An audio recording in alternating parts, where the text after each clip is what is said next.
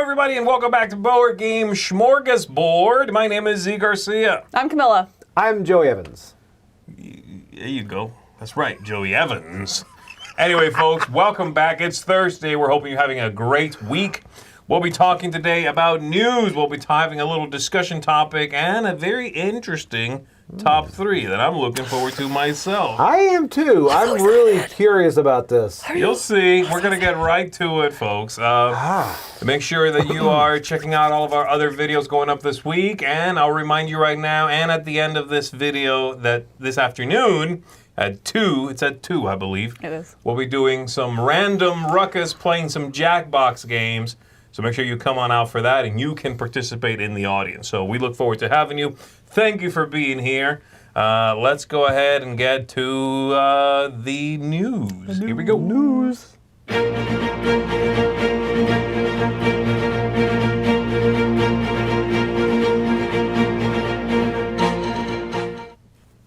All right, we are starting off today with some news about Zev Shlasinger, the other Z, and the Z in Z-Man games. Zev has worked at WizKids for many years, but he'll be leaving the company on June 1st, 2023, after 7 years working there. The idea was that WizKids' focus from catalog building, which is what Zev did there, basically, find new games, usher in new ideas, new productions. Well, WizKids is shifting from doing that to sort of supporting the things they have now. Right. And therefore, Zev is going to move on. So Zev is probably the best thing he's known for besides, well, being the original owner and creator of Z-Man Games, is he's found quite a few big hits in his time. He's the one who first published Pandemic, for example, a huge global hit now. And so we wish him all sorts of luck wherever he ends up next. I'm sure whoever gets him is going to be a very lucky company. Yep. So good luck to Zev. Okay, thanks to Todd for the super chat as well. Oh, here we go. So, look at woo-hoo. that. Thank you, Todd. Appreciate that. Thanks, Todd. All right, next up, let's talk about Spiel Essen. This is news about, this is a little bit of a nebulous piece of news, but they're basically talking about how at the Spiel this year in Germany, at Essen, they are going to be restructuring the halls. Okay, now if you've never been there, this doesn't really make any sense to you. And at first I thought, are they talking about physical construction here? No, it doesn't sound like that's what they're talking about. What they're mentioning is flow through the convention itself, okay? So the idea is they want to focus on orientation for visitors and help them find the booths they're looking for quickly. So they are going to be grouping companies based on what is being offered, is the idea. So in the past, that was sort of mixed around. You could find a big company in one hall, a different company that was also big and offered similar games in a very different hall. So now you're going to have, what did they say here? They had like, you know, implement this plan in which they're going to look to see which hall fits you best. So this is also going to change where publishers end up. If you've been to Spiel in the past, you know that there are established places where some companies are. That might change. They are changing where companies are going to end up. So they're going to be like, hey, this is what, you know, you're this kind of company, we offer you this here. And obviously still, I assume, choose your booth. But I wonder what that's going to do for flow, because some are more popular than others. So are some halls now going to be more crowded where others more spacious? You know, it was kind of pretty generally the same in all the halls in the past. Right. You know, so it'll mess with flow. It'll also mess with competition's going to be interesting because you'll be closer to people that offer similar things to you. Like, for example, they were saying here, there will be a large section for simple to upscale family games, whatever that means, children's games, light to medium expert games. Another segment is planned around tabletop games, miniatures games, role-playing games, and trading card games. Finally, there will be areas for expert to core gamer games. So that means if you have a trading card game at Spiel, they will put you right next to the other people that have trading card games. And I think that's good for the consumer, but the company's going to be like, oh, I'm right up against like competition. You know what I mean? But what about the one that, because I know when you try to organize things in a database and you label, so many things fit in different labels. And the same with companies. That's what I was going to say. What about these publishers that have a range? You could name several that are just like, where would you put them? They look out of place anywhere. I mean, or that you require them to buy a different booth at different areas? I don't know how they're going to manage that, yeah. The one I'm really curious about, this is something I love to do when I go to Spiel, is there's a lot of vendors that are not the company selling their games. It's a little booth covered like to the ceiling with games, just games they're selling. They're a store. Are all those places going to be together? Because if so, that's actually pretty cool for me. I can just go there and just shop, just go up and down all of these places. There are a bunch, and they are everywhere. They're scattered everywhere. But I like them kind of being scattered everywhere, because then on your way you would also pass something that I never would have gone to. Yes. You know, if you're going to go now and you really like TCGs, for example, maybe you'll go right to that hall, and that's kind of all you see because you spend so much more time there now. And you miss all these little ones. So this is going to be interesting. Yes. Also a logistical nightmare. I can't imagine being a company and then be like, okay, well, we're going to offer you this hall. And they're like, no, this one over here fits us better. You know, like, is this a negotiation at all? Who's making this decision of who? And that's a good point, too, in the fact that, like, I haven't been to Essen, I've been to Gen Con a lot, but it's just the cross-marketing that happens just by walking by a booth. Right. You would have never wanted to play that style of game, and you're like, like Monster Apocalypse or one of those battle games. I walk by, I'm like, maybe sometime I'll try it. But I would never actually go into that area intentionally. Right. I would avoid that. Or like in a selfish way, like people that don't know us and walked by us on their way to Asmodee or wherever it may be, and they see, what is this? Yeah. Oh, these are little dice meeples. These are cute. I know at Spiel and Gen Con, there's been a lot of conversations that I've had with people about that, in my booth hours. So that's going to be really interesting. Yeah, I wonder if discoverability is going to go down. Right. Yeah. So we will see what it looks like this year. It'll be an interesting year over there. All right, next up, we're talking about Greed Quest, coming out here from Steve Jackson Games. This is a new game coming out into retail June 28th, so right around the corner. It is an unpredictable game where players race to the bottom of a dungeon to grab the hoard of treasure. Getting to the bottom is easy, but actually making it out is another story entirely, of course. Everybody has their own deck of cards they utilize to impede the progress of the other players while trying to get out of the dungeon first. So this has Phil Foglio artwork, who's done artwork for the Magic the Gathering, and Girl Genius creator is Phil Foglio. So that's the main thing you'll know Phil Foglio from. The game's designer is Joseph McEnvoy, and it's a game for 3 to 6 players. Ages 8 and up, plays in about 30 minutes. Retail, $29.95. So there you go. It's a Steve Jackson game. Right. If you enjoy that style of game, think Munchkin-esque kind of game, then here is another one for you. Those characters in that cover, though, there's all sorts of craziness happening right there. Yes. There's a lot to unpack right there. There's a lot to unpack is the best way to put it. A lot of, no thanks. All right, next up, we're talking about Terraria. Terraria? Is that how you say it? Terraria. I don't know. It's based on a video game. A very popular video game that is now getting a board game adaptation. Okay, so this is Terraria is a little bit like Minecraft. It's 2D though. Okay. And like I said, it's a very popular video game that they are adapting. A popular game of mining and crafting, and they're going to be doing a 4-player co-op board game that looks to recreate some of the more familiar parts of the video game and replace others so that they'll work well on the tabletop. So the idea here is, among the parts of Terraria that the original developer Relogic promised will appear in the board game are the game's exploration of various biomes, grassy woods, more punishing environments with lava, corruption, and more. The ability for players to progress their characters, construct your home base out of collector resources, and a combat system retooled from the tabletop, of course, for the tabletop, where you'll encounter tougher foes.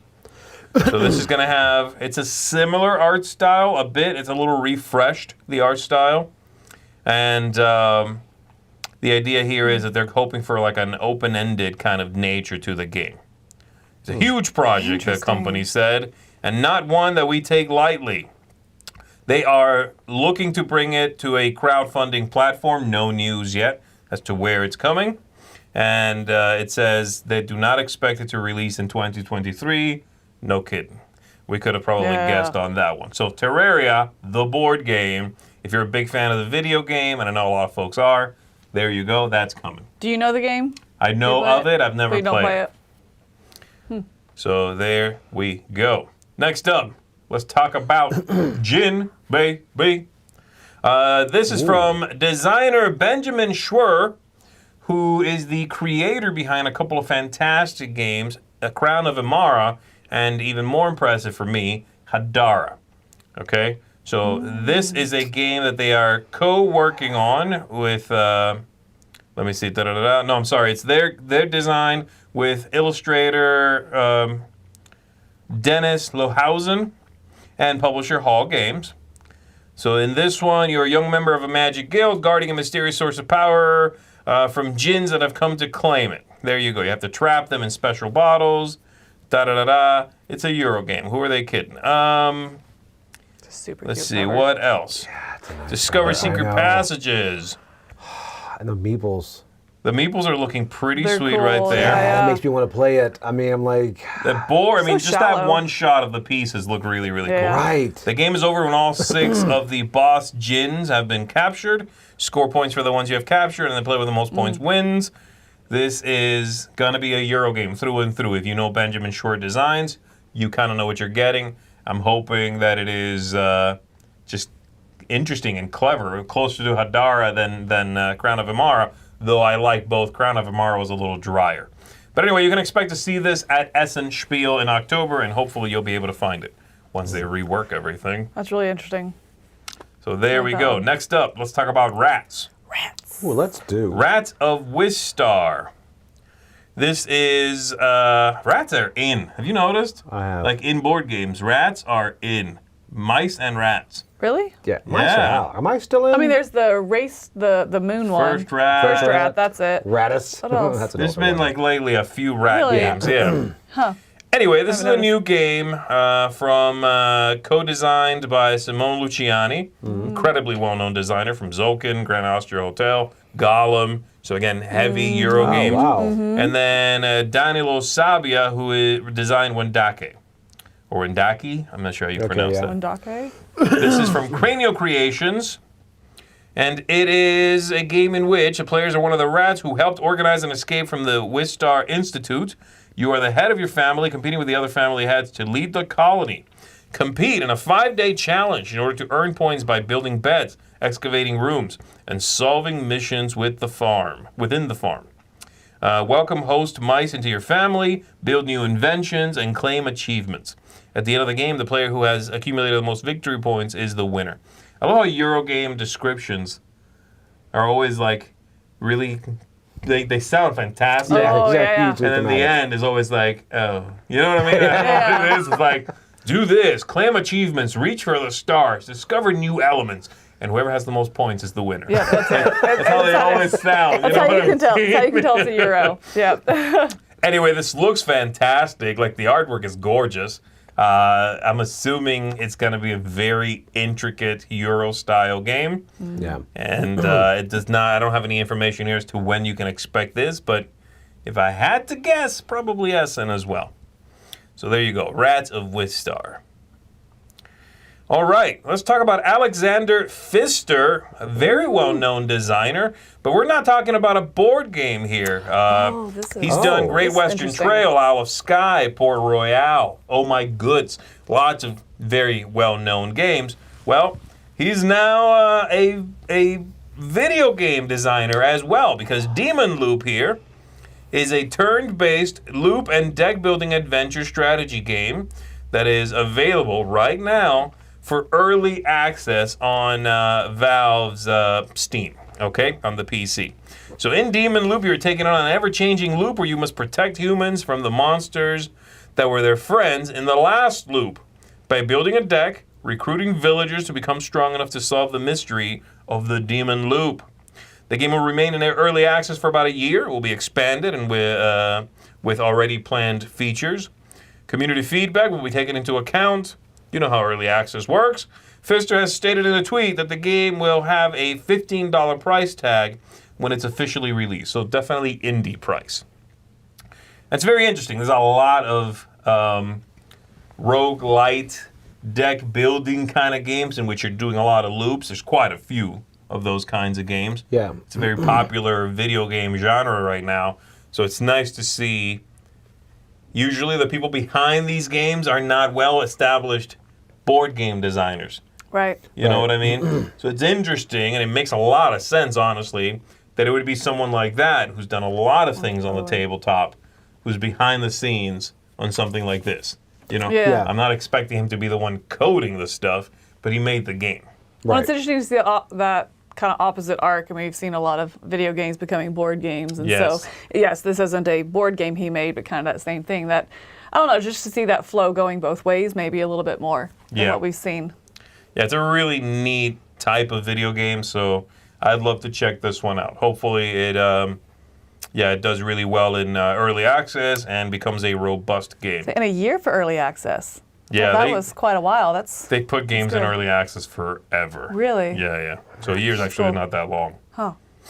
All right. Let's move on over to a little restoration games news. Oh, yeah. I'm so excited Crossbows and Catapults. Have you guys played Crossbows and Catapults back in the day? No. No, but You've seen it probably, I've though, seen right? it. It's like the old ads and stuff. Yeah. So this looks good. This looks so good. So they are going to be re-implementing this. This was, I guess, originally announced in 2021, that it would be on their list of upcoming projects, I should say. So it's coming to Kickstarter this June, the restored version of the original beloved 1983 game. They've made sure to preserve its nostalgic charm while enhancing the gameplay for a modern audience, exactly what restoration tends to do. Gone are the days of rubber bands that can dry out and break. Each weapon now has a unique firing profile, providing a fresh and dynamic gameplay experience. The spring-powered Catapult offers consistent firing power, while the launch angle adjuster allows for precise aiming. The pinch-fire crossbow offers flat trajectories, enabling low-angle attacks that require skillful shot control. And introducing the new Trebuchet and Ballista, each equipped with exciting features to amplify the thrill of battle. So if you back the game, so good, you will get 2 special metallic-colored ammo discs for free. If you ain't firing discs, if you ain't firing metallic-colored discs. Yes. These unique additions will give you a special game boost and make your victory shine even brighter. So there you go. If you are excited for Crossbows and Catapults to come back with the restoration treatment, keep an eye out on this one, folks. I'm so excited about this. Do you guys like Catapult Kingdoms? I do. I like that a lot. So I played a lot of that, actually, because my son really, really likes it. But I think in looking at this Crossbows and Catapults, I like the extra steps that they're taking to make it more of a game, maybe. I mean, at the end of the day, it's silly. I throw stuff at you, you throw stuff at me. But again, taking the rubber bands out and giving you a little bit more of that precision, because it is going to have like little pins, so you can really fine tune the weapons. And it sounds like putting more game behind it. And I like that, so it's not just I shoot, then you shoot, then I shoot, then you shoot. Oh, wait, I have a card that gives me one special. It's going to have a little more robust. And that's what they do, really. They are good at that, at keeping something nostalgic and bringing it up to date. Where you play and you still feel like, I can see the original essence is in here. Right. But much more playable now. Right. And I mean, I think they got the license, 2 years ago for this or something, 2 or 3 years ago, something like that. And they've been like working and developing since that. And I'm like, I like that they're, again, putting that time into it on the back end. So by the time the Kickstarter comes here soon, we're going to be able to see not just a vision, but actually what they've been able to bring to fruition. So right, exactly. I'm excited about it. All right, next up, let's talk about Ravensburger. Now, this is not the news article you're expecting to hear. That we will talk more about next week, as the news is very much developing still. So stay tuned for that. If you don't know what I'm talking about, don't worry about it. Ravensburger, who is an acclaimed maker of toys and puzzles, has revealed a new couple of products for their Disney Villainous line. These two are going to be Disney Villainous Introduction to Evil, which is this set features Maleficent, Captain Hook, Ursula, and Prince John. It's a limited edition version of the game, that features streamlined gameplay that's crafted to help first-time players. So this limited edition, Target exclusive game includes a new box design. Ursula's on it, lustrous movers, some rainbow foil treatment on the packaging. But the interesting thing is that they are specifically making this as an introduction to the system, because I do think some of the Villainous things, whether it's Disney or whatever, Marvel, whatever, they can be a little like, what's going on? Well, we talked about that a while back. We about did. Games that beginner gamers grab and they regret it. And this is one of the tops of it. Yeah, like it depends what character you pick. You might have yourself a clunky play the first time you play. So I'm glad that there will be something, and hopefully it's very obviously indicated on the package that says, hey, start here. Right. This is easier. These are characters that are good to start with. So that's one of them. The other one then is Disney Villainous Filled with Fright. And this one has Oogie Boogie. And let me see. That's going to be available October 2023 in time for Halloween, of course. Now, besides those two things being available, they're also introducing the idea of a tournament. So they're going to be doing a tournament, first ever Disney Villainous tournament, I guess in celebration of both the game, these new products, and commemorating 100 years of Disney, which you can see on the cover of the introduction to Evil there, Disney 100 logo in the lower left-hand corner there. Yeah. So there you go. If you are into Villainous, keep an eye out for these later on. And if you're not and you want to check it out, then it sounds like that introduction to Evil is the way to go. I'm curious how much they've changed. Like, the other one, Marvel, does the one Fate deck. Villainous has the separate ones. If they're adapting it that much, because for me, that's why I like the Marvel one over the Disney one. The single combined bad stuff deck, yeah, I wonder. I'm assuming they're not doing that. They'll keep it separate because you've got to be able to plug in the rest of the stuff. Right, it's a system at this point. Yeah. All right, next up. Pandasaurus is coming out with 2 big box games that are coming to retail August and September with copies available at Gen Con. I'm very psyched for these. Wow. So the first one is coming out... 2 depressing games. It's coming out August 9th, and that one is After Us. It's 2083, and nature has reclaimed the planet. After humanity has been extinct for several decades, so that's coming soon. I know, wow. Heads up. The apes continue to evolve. They gather in tribes, develop themselves, master the objects left behind by the humans, and advance in the quest for knowledge. As the leader of one of these tribes, it's your responsibility to set your fellow apes on the path to collective intelligence. Planet of the Monkeys. Each turn, players will draw 4 ape cards from their deck and arrange them in an assembly line. You're completing... it's like this sort of arranging game in which you're putting out cards, you're completing frames that generate resources, earn you points, grant you powers. So it's like, manipulating the order in which you put these cards next to each other. Kind of like the Lost Expedition. Where Ish, I guess, where you have resources versus good, bad, interesting. Yeah, I guess. I think it's all good, but yeah. Oh, is it all good? Okay. Anyway, it's one I'm very, very excited for, not least of all because of that artwork. I was going to say that. I like how Pandasaurus just bookend civilization. They just put dinosaurs before, and then afterwards we're going to have these kind of animals. They do, right? They're like, people in the middle. Let's forget about them. It's just, forget it. Yeah. I can't wait for the crossover, dinosaurs versus apes. Oh, yes. That's happening. Okay, and then the other one releasing on the 6th of September will be Emerge. New islands have emerged from the ocean. And as scientists, you must research the new developing ecosystems present there. Watch the islands on the board grow in 3 dimensions. As you learn more about them, add colorful plants and animals to each one. Each round, you're going to roll some dice. You're going to be collecting research, making discoveries. We start with the same research board, but throughout the game, you'll be able to modify your own board and change what you're researching. 8 rounds, score points based on how everything flourished, the biodiversity of your islands, and your research objectives. Very cool as well. I love really that cover. That. I love the way both of these look, and I'm there to check both of these out. Absolutely. So awesome. All right, and then we've got, let me see, there's 2 pieces of news. Next up, let's talk about Smurfs. Let's talk about Smurfs, baby. I was waiting for it. There it is. You did not disappoint. Yeah, thank you. I'm nothing if not predictable. There's a Smurfs tabletop game that's on the way. And if that's all I knew, I'll tell you right now, like, oh, it's a Smurfs game about Smurfs who are smurfing things. I'd be like, cool.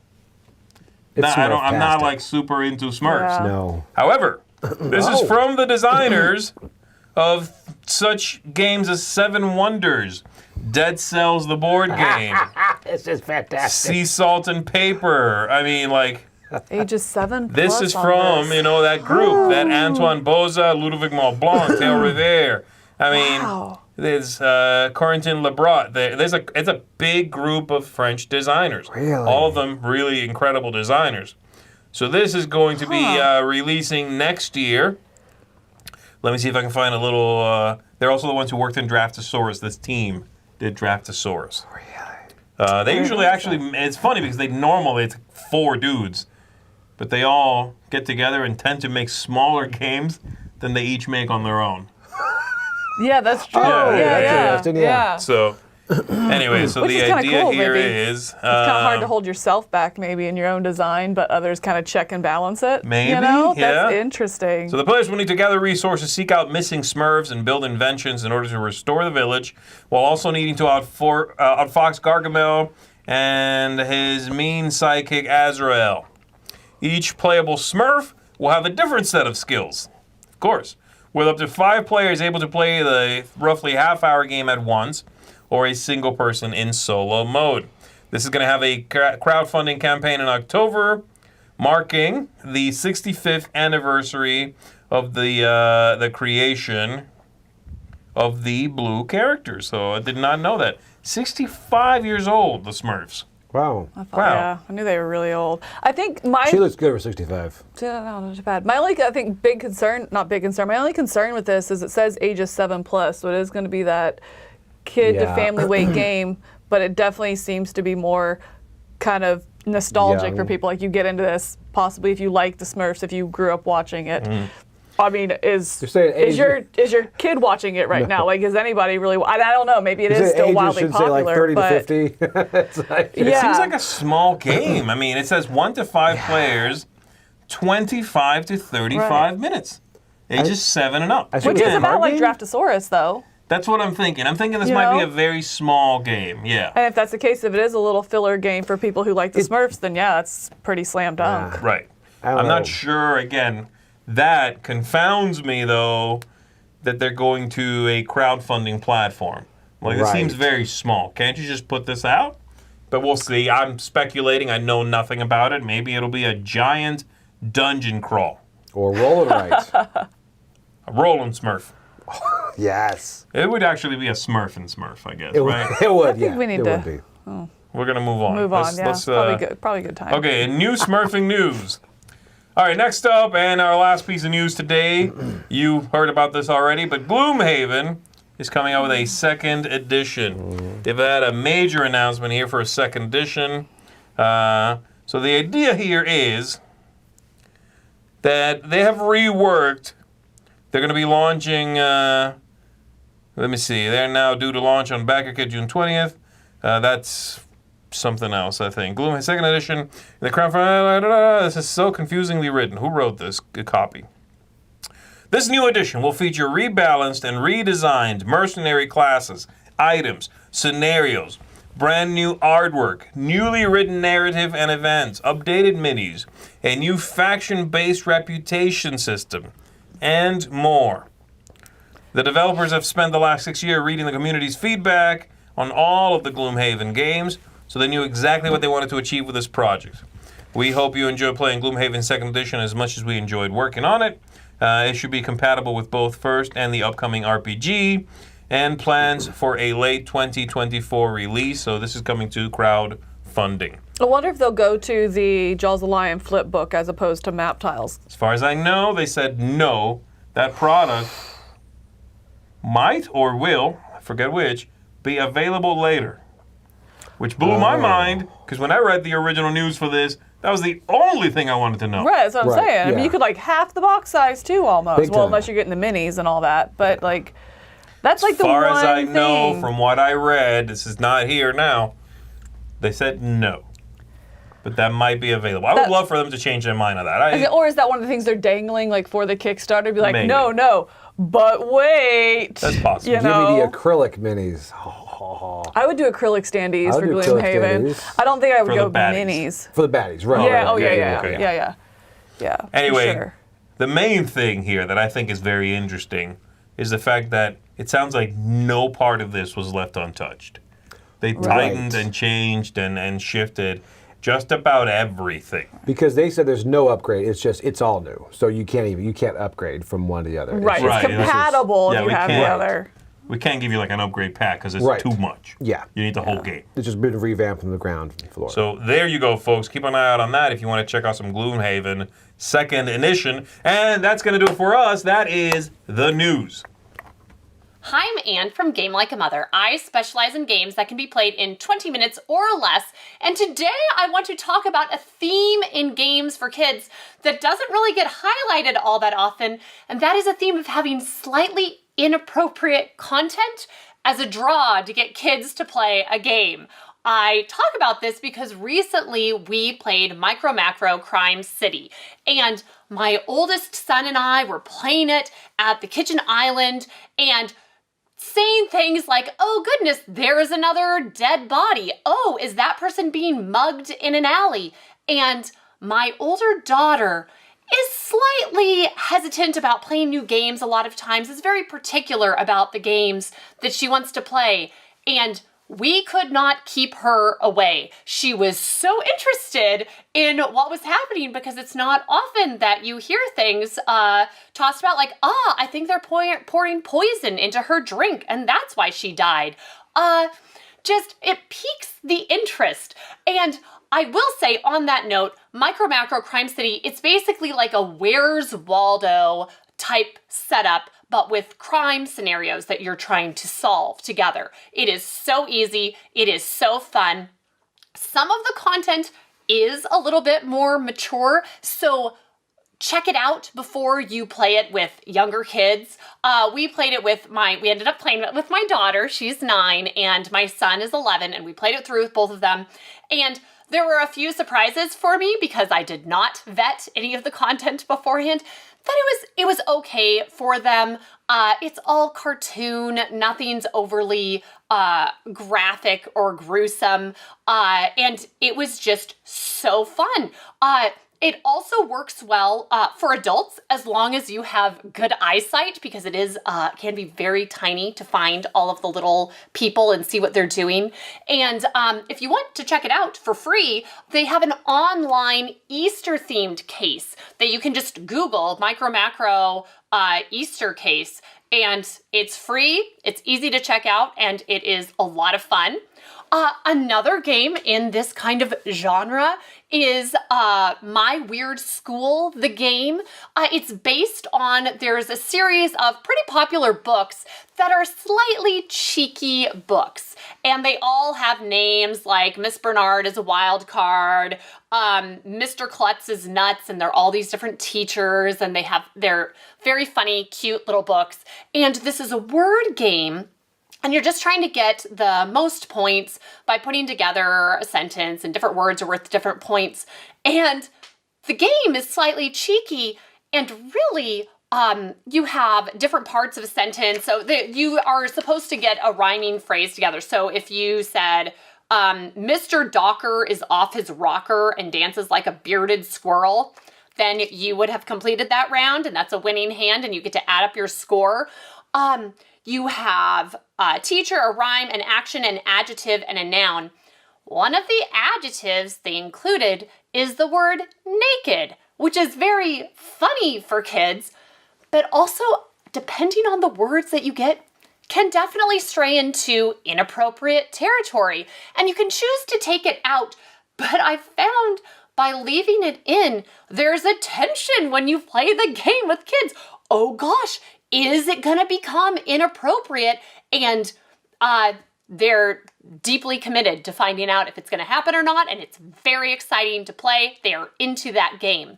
And no one else has figured out this aspect of children's games in particular more than Exploding Kittens. They have built a board game empire on the idea of just having a game be slightly, have a little edge to it and be a good game, but have that edge, and it just brings the kids in. One of their newer games that we have is called Hand to Hand Wombat, and it's a bit of dexterity, but also social deduction, and you have to have your eyes closed, and you're stacking up these cubes, and you're trying to have them from largest to smallest at the top, a few different, 3 different cube stacks that you're putting out in the middle, and there's a naughty wombat in your midst that's trying to undo all of the work that you're doing, and the cubes symbolize wombat poop, which they really do poop in squares, and there's an educational booklet included, and kids are all in. Every kid I've ever played this with is all in on this just from that as the premise. Mantis is a newer game by them that is a kind of a push your luck game that is good for kids but also adults. This is a great one to play with your kids. I love the games that are fun for my kids, but I'm happy to play it on my own, and I would take it to an adult game night or like out to a restaurant with friends. This is totally in that vein. And in Mantis, you're just trying to bank a certain number of cards, and it's very simple. On the back of each card, there's 3 different colors, and when you flip it over, it's one of those colors. If you place it on your own stack and it matches one of your colors of cards, you get to bank them. And if you put it on somebody else's stack and it matches one of their colors, then you get to steal their cards away from them.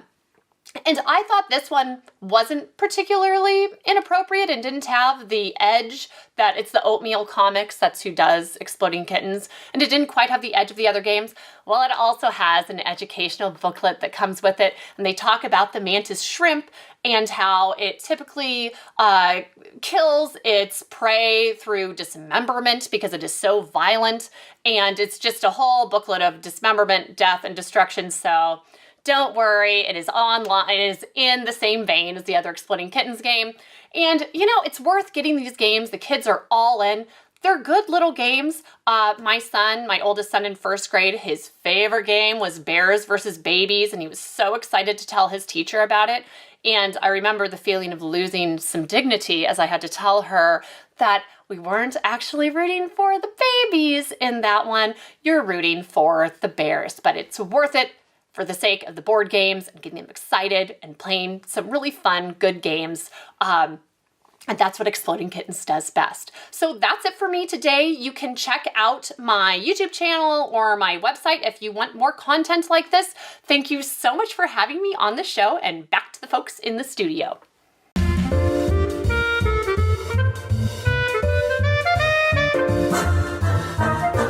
All right, everybody, today we are talking about top 3 weapons. Yes! Yes. Oh, I'm so excited! It's funny, when I came home and I was like, told my wife, hey, we're going to do top 3 weapons. And she's like, oh, it's because Oppenheimer is coming out? I'm like, no, what's the matter with you?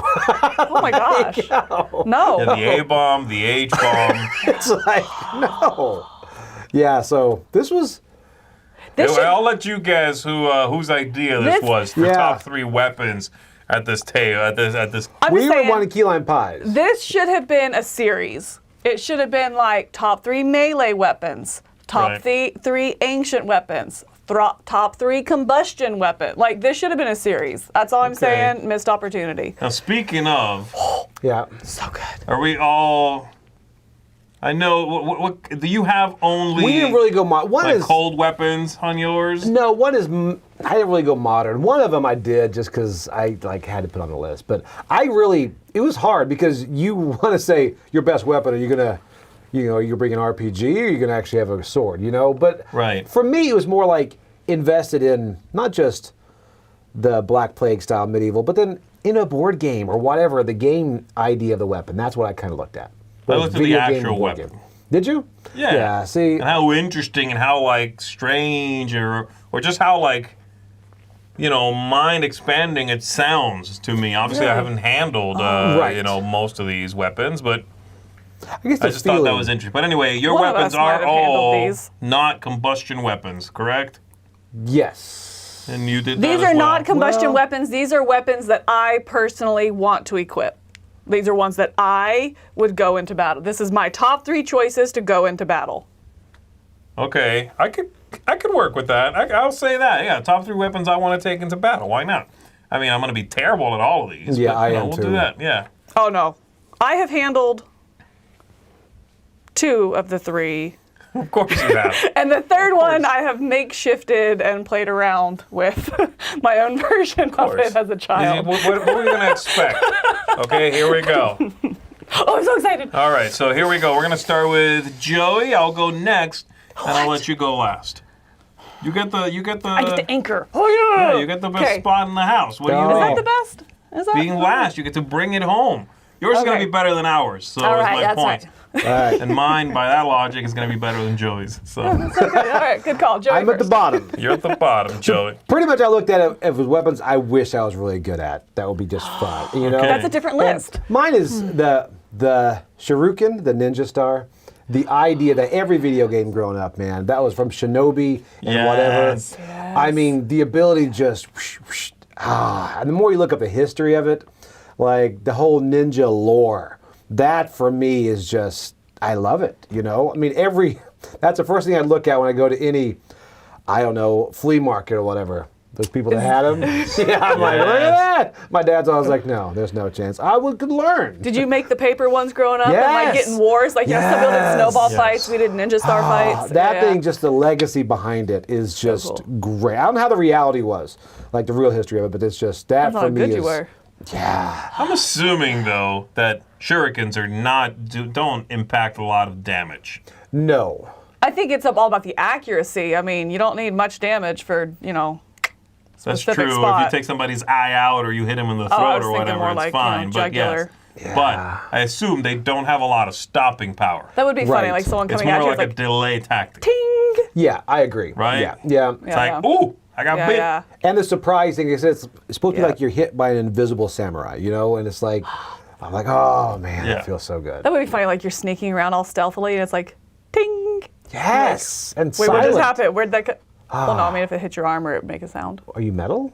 If you have armor on. Oh. I'm assuming they would, be able to like aim it really well. But You no, that's a know, good the one. armor, That's yeah. a good one. Yeah. That's All a right, good my one. number 3 is an Indian weapon called a katar. No. And a katar is like kind of like a shuriken, but I don't throw it. Okay? It's basically a thing that you hold on your hand.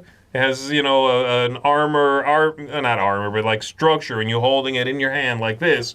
And then in front of that is basically a broadsword. What? That's about that long. Oh, that's not the one I was thinking of. Okay, I was thinking of. Okay, it's like that. It's a pointed sword like that. It's a bayonet in my arm. And it That's just cool. sounds incredibly cool. destructive, awful, just horribly bloody, but So good. you would be a menace with a couple of these things. Like anybody could be. Yeah, You know oh, what absolutely. I mean? They're an extension of your arm. I have to assume that while you certainly can be skilled at using a katar, you don't need a lot of skill. It's an extension Right. of you. Right. If you punch, it's now your punch with a sword front attached to it. It's like brass knuckles from hell. It's like a punchy stab. Yeah. It's a punchy It's stab. a punchy stab. Right. Yes. Oh, that's so good. So, again, I just like the idea of it being an extension of your arm. You know what I mean? Yes. So I thought that was very, very interesting. It's just, again, every one of these weapons is going to have a lot of destructive power, but none of them are going to be as visceral right. as having that attached to the front of your arm, of your hand. You know what I mean? Yeah. Yeah. That's both horrifying, but also very face to face. Right. Right. And if you had that in one hand and then the other, I believe it's an Indian weapon as well, the like brass knuckles, but it's like the claw brass knuckles, you know? Like a bear claw. Like a looking thing. bear claw knuckles. That Ooh. was my number 4. I forget what it's called. So but anyway, but yeah, if you had that and that, like, hiya, hiya, that would be really cool. Hiya, Hiya, hiya. hiya. You can That'd be grab with really one, and you can knead the dough with the other. Like a man Knead hook. the dough? Like a man hook and Yeah, that. it's like- hiya. It's real like Mortal Kombat. Come here. Get over here. Yeah. So there you go. That is my number 3. That's a good one. That's a good good. one. What do My you got? number 3 is a crossbow. I want a ranged weapon and I want a crossbow. I think that just that simple technology to it is a lot of fun. So there's nothing really exciting about it. It's just I a crossbow. expected. I mean, there might still be a bow on your list, but a crossbow. Okay, a crossbow. I would take a crossbow over a bow, I think. Really? Yeah, not like everyday. Like, I mean, I love archery, and I Right. would prefer to shoot that. But going into battle, I would prefer a crossbow. It's less. You don't have to like hold it and all the tension in your back and that kind of stuff. It's just right here, and so it's more like a rifle or something. Yeah, it is. And right. so it's. I think it would be better in battle. And again, these are ones I want to go into battle with. I want a ranged weapon. And for a ranged weapon, I don't want to hold all the tension in the back like a bow. I want a crossbow. All right.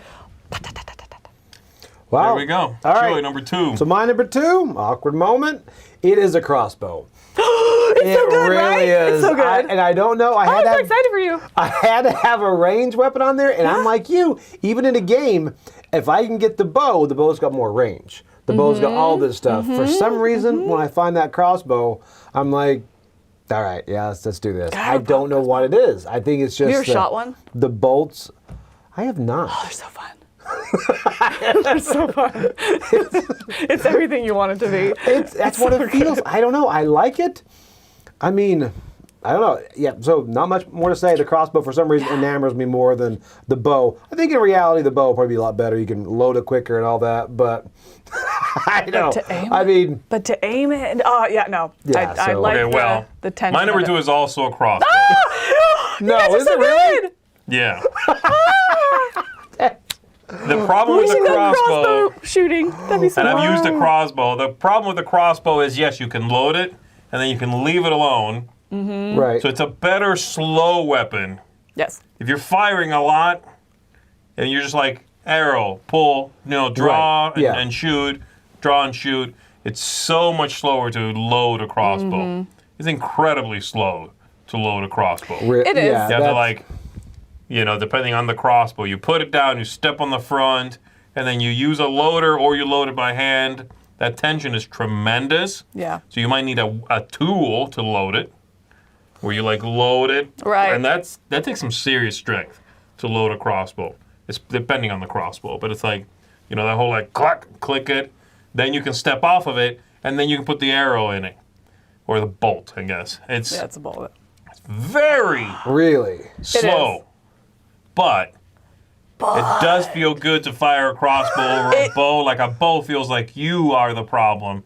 If a crossbow didn't do what you wanted it to do, it's the crossbow's fault. But see, yeah, but also right. like because you put so much into loading it, once you're done, you just feel so much power. You feel all that tension because you know how much tension is in that string. You've put all of that into it, So then you're holding it, you're like, oh, I got some power. Yes, it's You know, ready to go. you Yeah, feel but then once so- you've shot it, it's like a musket. You're like, I hope I get it. Oh, but yeah, Because if I I don't know. don't, this person running at me with a guitar is about to kill me. No, see, I think of it like it's like a long range. I mean, it's like way out there. You got time. You're fine. You're fine. Anyway, my number 2, yes. And if also not, a crossbow. Then you use my number 2. Okay. It's me? Yes. Yes. Okay, so a halidai. Do you know what that is? No. It's amazing. It's the only one I haven't actually used, but I've made my own when I was a little kid. It is pretty much like a double-ended dagger. So you hold it like this in the middle, and sometimes it has one that comes out here as well, and then it's got the 2. And so it's like a swipey stabby. So it's like Swipey like that. Like so, Right. like think like boxing, but with like knives everywhere. Okay. Oh my gosh, it's so fun, so fun. Like when I was a kid, I used to take like a stick because I grew up in the woods, and then I would take like butter knives and rope them on there and like beat up the trees. What's the matter? Beat up the with her? trees? Beat up the trees, and then my butter knives Yeah, would fall. take that, nature. Well, one time I did it on like the side of the house, and I got in lots of trouble. So then I stuck to the trees. Yeah. But, oh my gosh. And so so you're like, it's like boxing, but with like knives on both sides, and you can stab, or you can swipe, or you can jab, or you can. It sounds dangerous a little bit, though, as you like, if you have one that faces in. This way? Well, you don't. Well, like, one of them pull faces back. inside towards you, yes? Faces this way, left Yeah. and right. Yeah, right. Like if somebody like shoves a shield on you, you're gonna cut yeah. yourself. No, Unless I guess you're very. very well armored. I mean, I assume know what I mean? I assume Yeah. I'm going to be fantastic at this weapon. Like so if I have it's a not gonna big happen. shield, and obviously we're mixing like time periods here. But if I've got like a big giant like shield, and I push on you, it sounds like you might hurt yourself with your own weapon. You know what I mean? Yeah, but if they're like coming to push on you, and you know you got one, you go, oh, under the shield, then it's not a problem. It's a tiny shield if you can get under it. You can cut I'm off ways. a toe, I I'm guess. quite agile. All right. So I have yes. not heard of that one. Oh, they're so I feel like good. I've seen it maybe in You should Google illustrations, but It's yeah. so It's three knives, worth a Google. Basically. Basically. 3 butter knives. Well, 6, 3 on each hand. Oh, okay. Wow. Akimbo. Or in the other Wow, one, you got that or in fist the other on that one- Z had. No. I think I would go. I think I would that go one with the I'm better bloody with. knuckle claw, the bare bloody. What is that? Somebody in chat, let me know. What is that called again? The bloody knuckle claw. I believe it's from India. From Thanos. That's that a gut was- shot. That was awful. That was a big That was gooey. going to leave a mark. Oh. All right. Joey, what do you got? What is your number one my- cold weapon of all time? My number one is just one that I used to always hunt out on every pretty much RPG online and stuff, and it is a halberd. I like a good halberd. The long axe type thing. It's one of those that I remember every time I get it, I'm like, you can get the katanas, you can get all these other ones, they're quicker. And if you miss the halberd, you're like, gotta pull back up. Yes, you do. Yeah, you do. You know? But if you hit with a halberd, they're not getting back up. It was, you know. And, You like those odds. You're like, I'm just going to roll the dice. I don't know. like, you roll a lot of die. And you're like, yeah, it's like, oh, I missed. Oh, I hit? Let's roll this D100 and see how much damage I did. You know, the halberd is just. You have the reach. fine. Right? Yeah. You got the reach, too, you know? You have quite the reach. It's very heavy, but Because you have that reach and you have the multiple parts, right? Like, yeah, you got the pole arm at the end. pole arm is good. That's going to put some distance. Right. And then you got the axe part. The You know axe. how that works. Yep. But then I think the back of a halberd has armor breakers. Okay, so what that is. that's It's like what a it is. spike. It's meant to like pierce. to pierce armor, break armor. So because the axe ain't going to do it. Yeah. But yeah. So it's you a can- combination of It some of the is. weapons from history that were sharp and meant to cut. And some of the ones that just really were meant to crush, like old swords, Roman swords. Right. Many of those, not the hoplite sword, though that I think was somewhat sharp, but just big broadswords. They weren't really sharp. Right. They were just heavy. Yeah. Like it was not about like cutting you; it was about crushing you. You are very versed in this. That is like that sword. Like when it hits you, yeah, it might break your skin, but it also is breaking like your bones and organs and everything. Like it is just being hit with a wrecking ball. I don't want to take your arm off. I want to crush it. You know what I mean? So there was no. Good call. It didn't need to be sharp. They weren't that well finished. But So it's like a combination everything. of both of those The things. Swiss Army knife of weapons. There you go. They say the spike is for pulling knights off horses. Would it be pulling them off horses or I would pushing be. them? I guess if you with the come out, it's like, Oh, nunchucks are good too. don't put it in. Don't take it out. There's some good weapons in the chat too. Things I hadn't heard of. Yeah. All right, so my number one, I wanted to go for something that again has that feel of a classic weapon, but I want it to be the finesse is there, something that it needs to be handled well, something that is not an old quote unquote dumb big weapon, and that's the katana. The katana is This was almost a mine. historied weapon, right? It's a beautiful weapon, incredibly well made, and it does emphasize speed and how sharp a weapon is over like brute force. Yes. You know what I mean? And I really like that. I considered picking a scimitar, which kind of falls into the same family. Right. But the curvature in a scimitar is much more pronounced. And they have the wider blade. It's a little heavier of a weapon.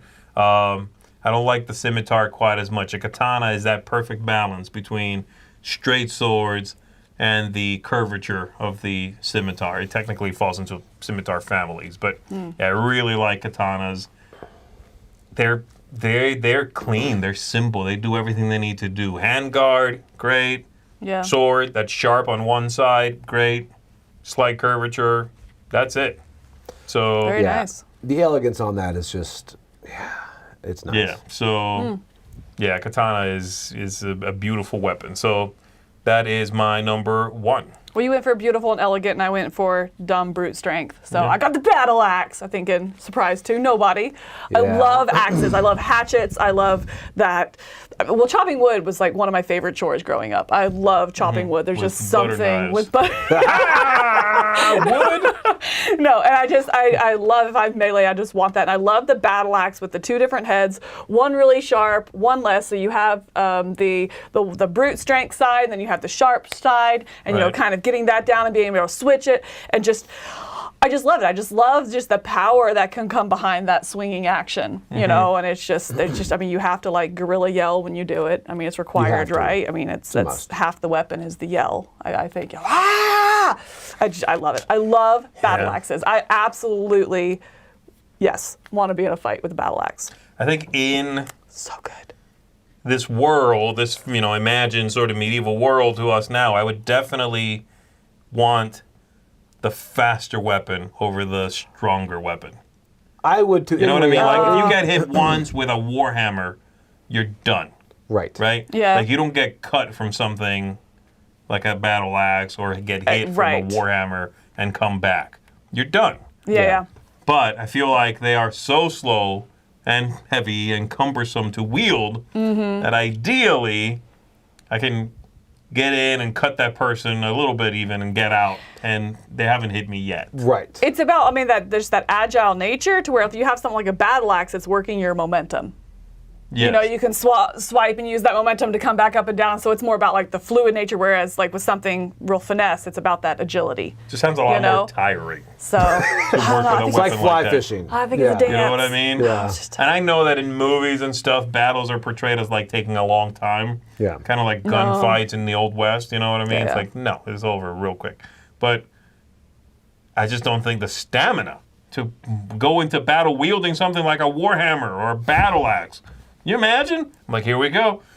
I hope I have my Wheaties. You know what I mean? My goodness, yeah, I'd rather something fast. And if I was going, somebody just mentioned it actually, if I was going to go for a heavy, dumb weapon, I'd rather go for something like a Morning Star at that point. Ooh, you step back a little bit.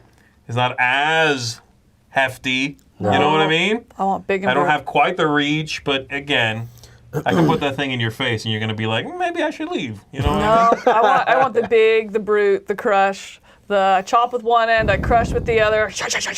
I want the big and dumb and lots of yells. All right, so that is our top 3 weapons of the, kind of medieval times, or not combustion weapons. Mike just said a flare. Gosh, I was so close to putting a flare on there as well. Yeah. But I wanted a little more precision with that. Like, it does seem like just like I hit what I hit. You know what I mean? But don't if there's 3 of them and you go, but again, the momentum's going to put them all. So why have 3 if they're all going to the same point? You know what I mean? Like, it's a weird weapon. I would hit myself with that. But the flail, but the flail was right there, there. It was. So there we go, folks. Camilla is too excited. As was the club. I was also too excited. I love clubs. They're so good. All right, we're gonna give her a drink, let her take a break, and we're gonna be right back.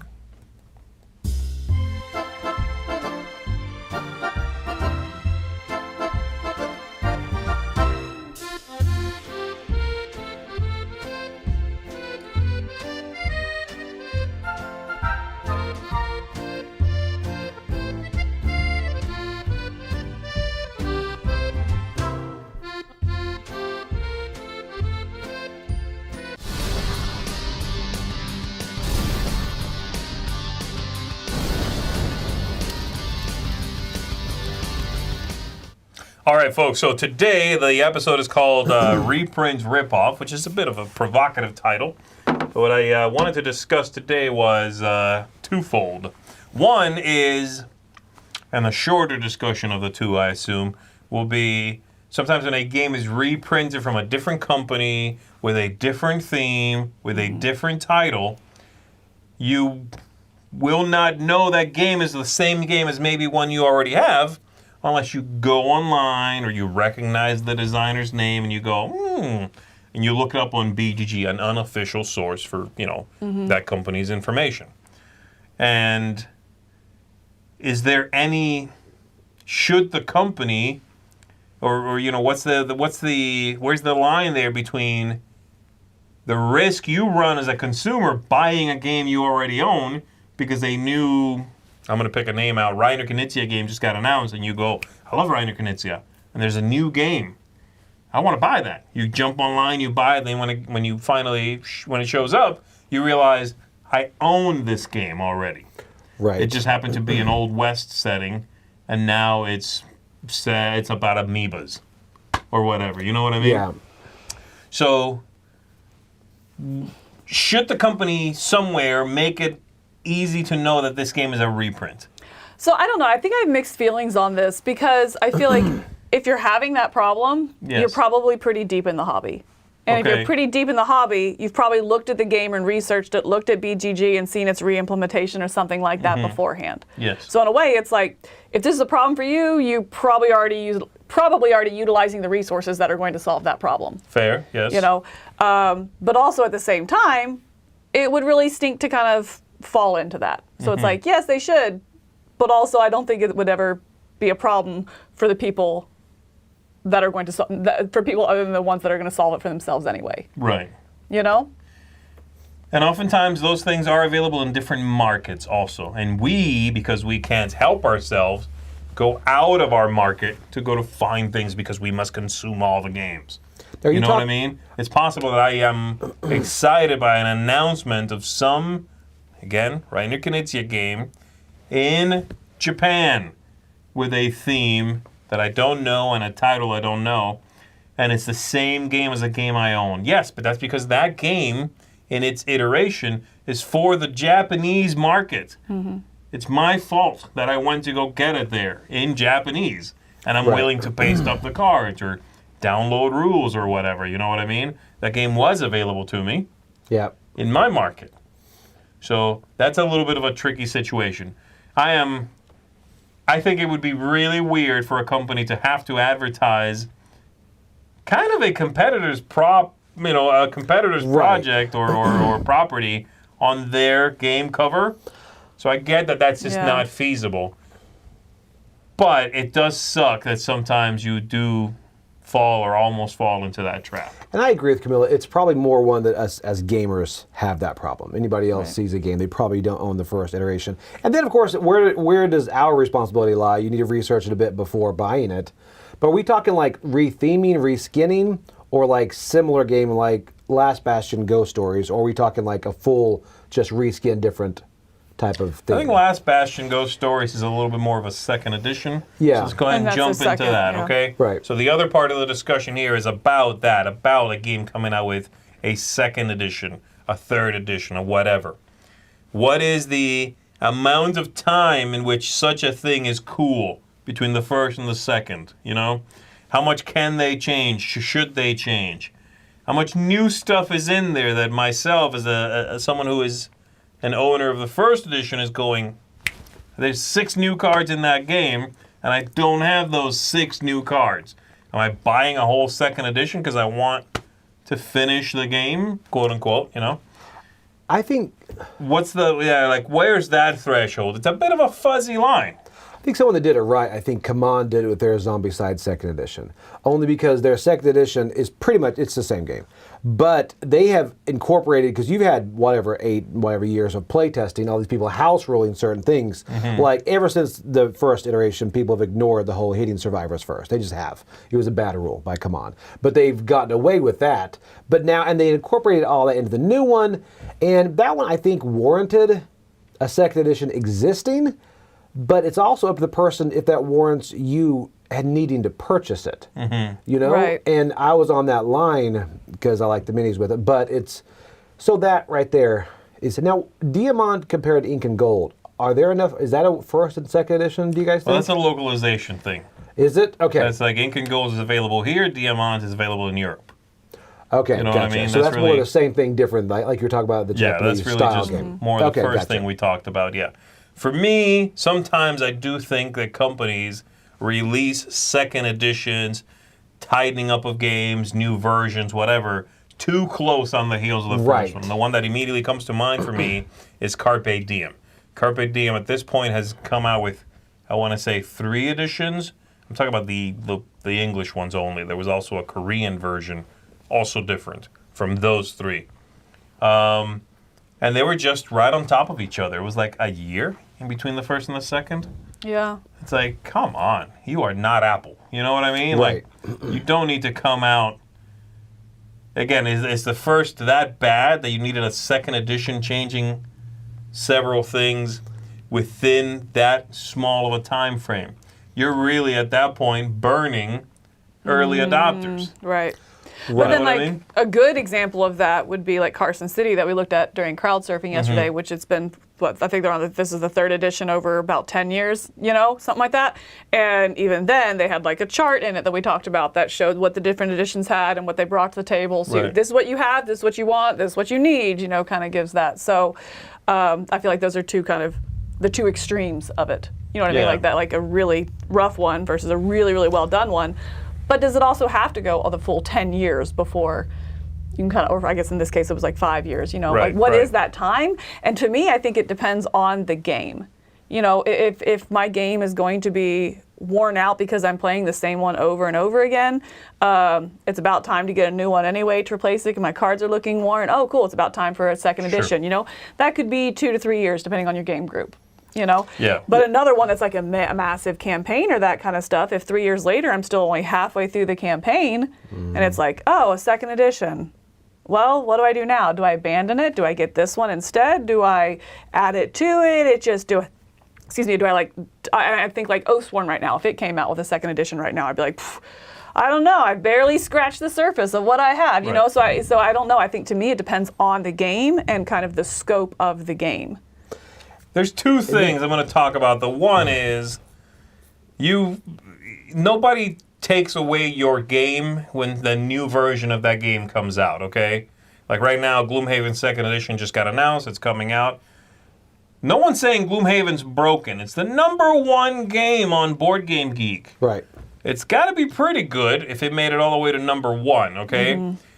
Like the fact that 2 will exist doesn't suddenly make your game bad.